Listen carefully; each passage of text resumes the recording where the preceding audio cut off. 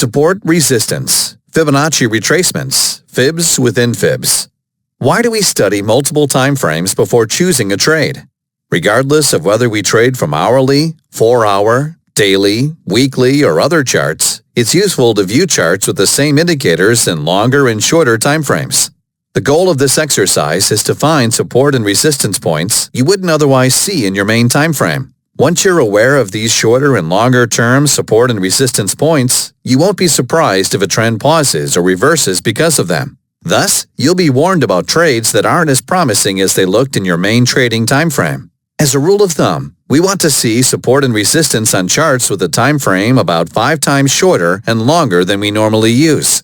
For example, if you trade off of 60-minute candle charts, you'd choose 5-minute and 4 to 5-hour charts to see shorter and longer-term support and resistance. If you trade from daily charts, you'd want to use 4 to 5-hour charts to see shorter-term support and resistance points, and use weekly charts to see stronger support and resistance points.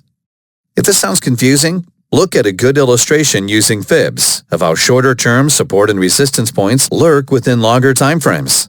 We'll illustrate this point using FIBS because unlike other kinds of support and resistance, you can see the shorter and longer-term support and resistance areas all at once on one chart by plotting sets of FIBS for the shorter-term up and down trends that occur within a longer trend. See the chart below. Does it look familiar?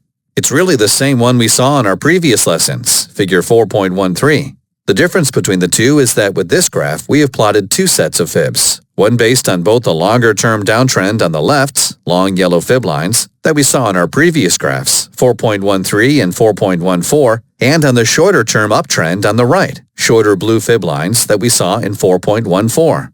The key point here is that we plotted 2 sets of FIBS, one blue based on the shorter-term uptrend on the right, and the other yellow based on the longer-term downtrend on the left. We should take note of how the second nested set of blue FIBS, based on that uptrend, show us possible support and resistance points we might not have otherwise anticipated for the latest move lower.